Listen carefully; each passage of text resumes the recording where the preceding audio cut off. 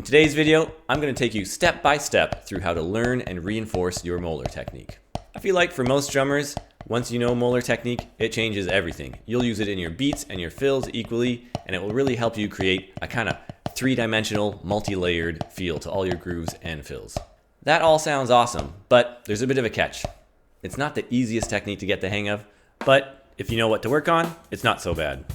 Before we jump into a bunch of exercises and drills to develop our Moeller technique, let's break it down and analyze it so we know exactly what we're aiming for. The basic premise for Moeller stroke is just using our larger muscles to transfer energy down the stick so that we don't exhaust our smaller muscles like our fingers. We see it all the time in sports, and anytime you throw a ball, you almost certainly already use it. So the good news is you already know how to do it, you just need to learn how to transfer it to the drums. The first thing I'd start to learn how to do is how to get a solid upstroke and a downstroke. We'll start off initially playing nice and slowly with our stick parallel to the ground. Then we raise our stick, leading with our elbow.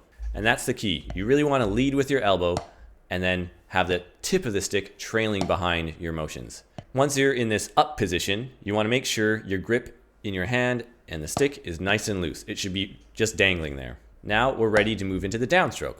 Again, we're going to lead with our elbow and bring our elbow down, and then using a wave motion, we'll bend our wrist and snap the stick onto the drum. Immediately when you hit the drum, you want to make sure it rebounds and then you catch it right afterwards. Once you do this a whole bunch of times and you feel pretty comfortable with it, we're going to add in our other hand in between each of these strokes.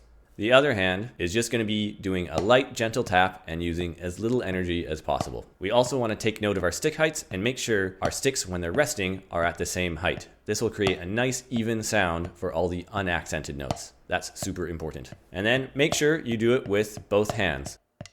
Once you get the hang of that, we can add in one more step. All we're going to do is add in a tap in between the up and down stroke. So we start off once again by leading with our elbow on the upstroke. So you go up, and then you have your stick dangling vertically, and then you pull your elbow down, crack the drum, let the stick rebound, catch it, and then we're going to do just a little tiny wrist stroke where we drop the stick essentially onto the pad, and then you repeat the process again. You're going to go up, and then tap, up, down, tap, up, down, tap, up, down, tap, and you just repeat that over and over and over until it starts to feel nice and fluid, and then you eventually start to go faster. Now, once we go faster, you're just going to make your motions smaller. As you start playing faster, it turns into just a gentle wave motion coming from your elbow once again, and then transferring through your wrist down to the tip of the stick, and you just get this wave-like whip motion going as you're playing. Once you practice this with both hands, so you got it with your right hand and your left hand, you can start doing it while you're alternating, and you can play accents in triplets. So what you'll do is you'll go down, up, tap, down, up, tap, down, up, tap, down, up, tap, and you repeat that over and over until it starts to feel nice and easy. And then again, as you start to get more comfortable with it, you just make the motions smaller, and there you go. Now that you got the basics of Moeller stroke down, you're ready to just work on some exercises and throw it into your warm-up every day. This is what I started off with, and it helped me tons at the beginning. This first exercise, we're just running through singles, and we displace accents through 16th notes. So you start off on the downbeat, then on the E's, then on the ands, and then the uhs. And then here, we're doing the same thing, but we're doing it with doubles. That makes it quite a bit harder, but it's a great thing to learn how to do. And this last one's a favorite of mine. We're playing paradiddles, but we apply a clave rhythm over top with the accents. It's a bit tricky to get used to at first, but it's a great tool.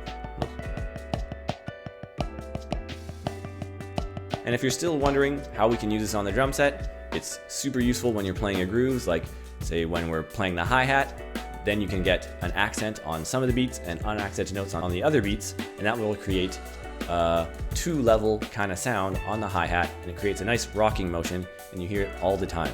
Just think of any AC/DC or Metallica song, you'll always hear those guys using that. And then another point that you can use it is just in fills. If you want to play a nice fill on the snare, it's going to sound so much better if you add in some accents. But the fun doesn't stop there. You can also add it on the toms. You can use it to just move around the drum set much more easily by using this whip-like motion as you go to the toms.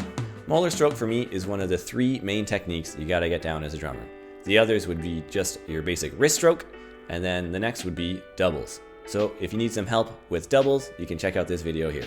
Thanks for joining me. I'll see you next time.